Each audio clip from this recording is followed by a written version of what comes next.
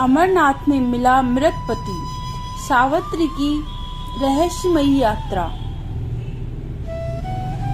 सावित्री गांव की एक सीधी सादी महिला थी। उसकी बड़ी बड़ी आंखों में चुप्पी का समंदर था। बोलती कम थी, पर जब बोलती तो सब चुप हो जाते। उसकी जिंदगी में एक साया था, उसका पति शिवराम, जो 10 साल पहले एक भयंकर तूफान और नदी की बाढ़ में बह गया था। कोई शव नहीं मिला, सिर्फ उसके जूते और एक फटा हुआ गमछा किनारे पर मिला था। ना अंतिम संस्कार, ना कफन, बस एक अधूरापन। उस समय सावित्री की बेटी राधा मात्र 10 साल की थी।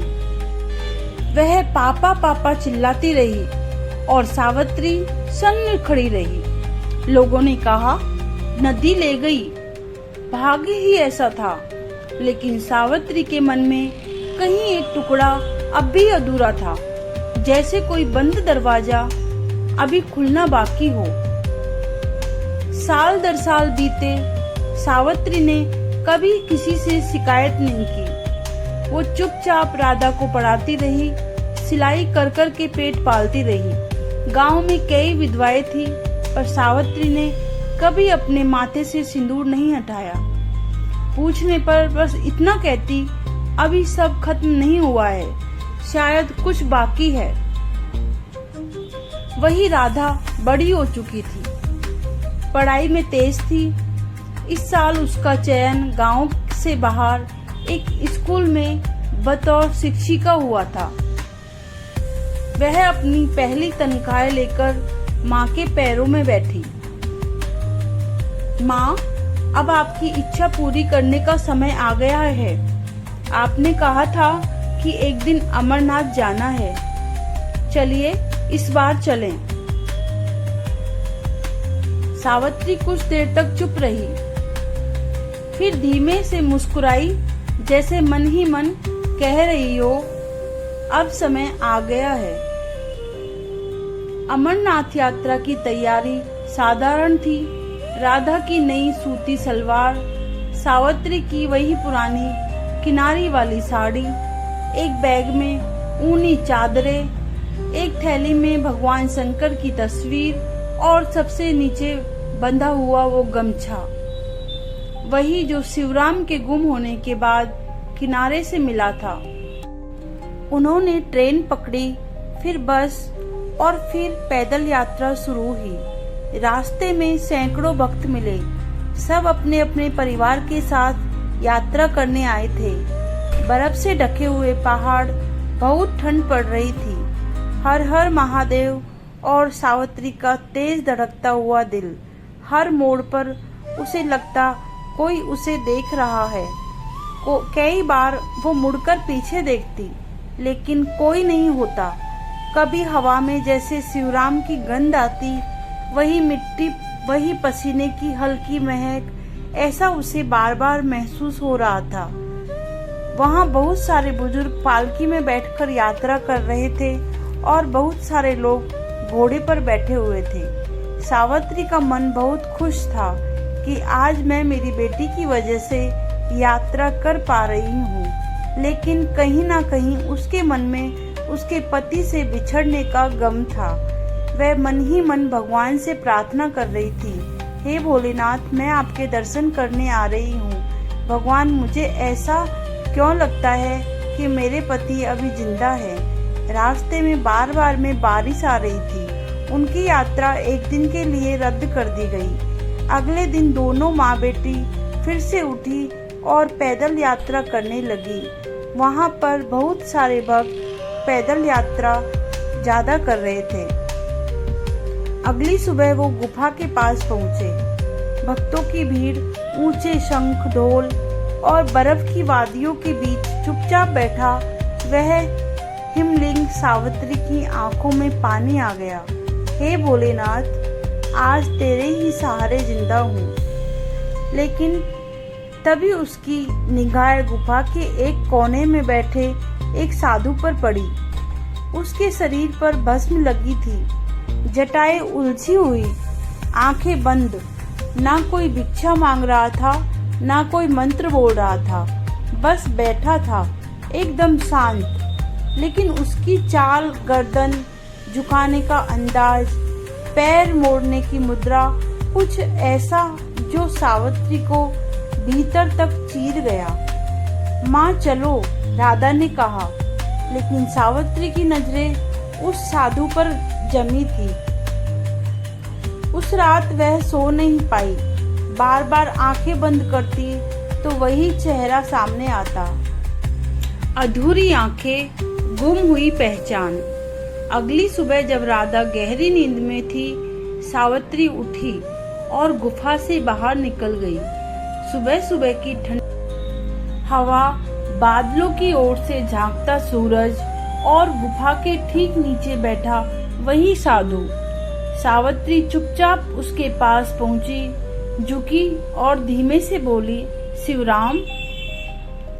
साधु की आंखें खुली, पर चेहरा निष्प्रभाव, कोई आश्चर्य नहीं, कोई भय नहीं। मैं सावित्री हूँ, मुझे मत पहचानने का अभिनय मत कर।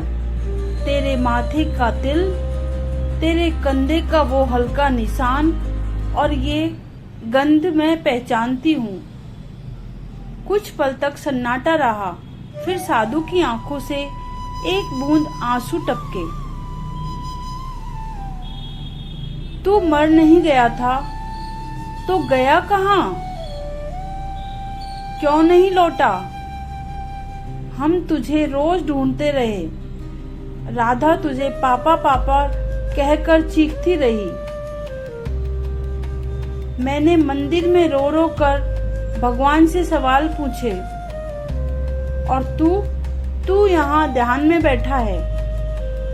अब साधु की जुबान खुली, पर धीमी टूटी आवाज में। मैं मर गया था सावित्री, नदी में नहीं, जीवन में। उस रात जब पानी मुझे बहा ले गया, एक साधु ने मुझे बचाया, लेकिन वो सिर्फ शरीर की बचत थी। आत्मा तो टूट चुकी थी। बेरोजगारी, अपमान, कर्ज, मैं एक हारा हुआ इंसान था। तुम्हारे सामने लौटने की हिम्मत नहीं बची थी। मैंने सोचा अगर मैं जिंदा रहकर लौटूं तो बोझ बन जाऊंगा। सावित्री की आंखें आग बन चुकी थी। पर तूने बेटी के बारे में नहीं सोचा। मेरे बारे में बोझ होता तो क्या आज भी मैं तेरा इंतजार करती? देख, मैंने तेरा गमछा तक सहेज कर रखा है। क्या कोई बोझ का प्रतीक होता है गमछा?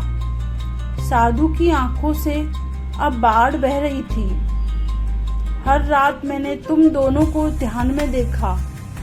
हर सुबह तुम्हारी आंखों में देखा कि तुम मुझे पुकार रही हो।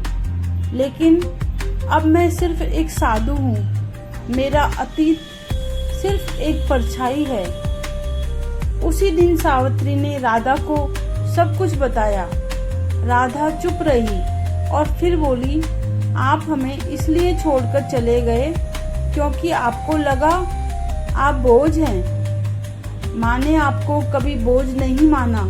मैंने तो पापा का चेहरा ही नहीं देखा। आप हमारे लिए ध्यान में नहीं, जीवन में होते तो अच्छा होता। लेकिन अब आप हमारे लिए एक अजनबी है।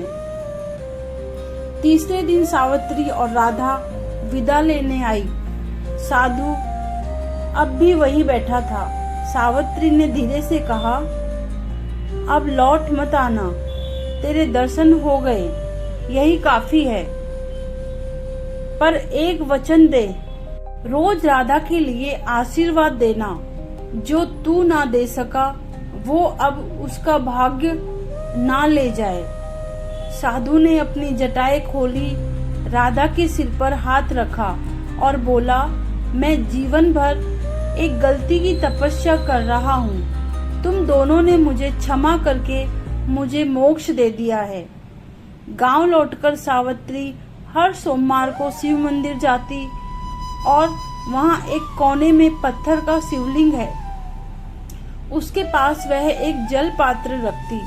वही जल जो उसे शिवराम ने अपने कमंडल से दिया था।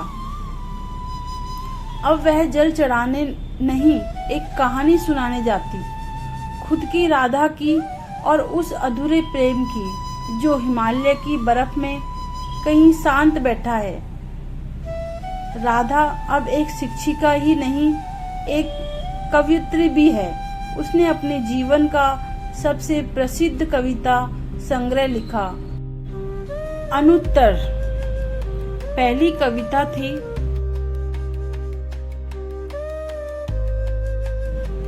जो खो गया वो कहीं नहीं गया, वो हिमालय की बर्फ में बैठा है, मौन में मेरे प्रश्नों का उत्तर देता है।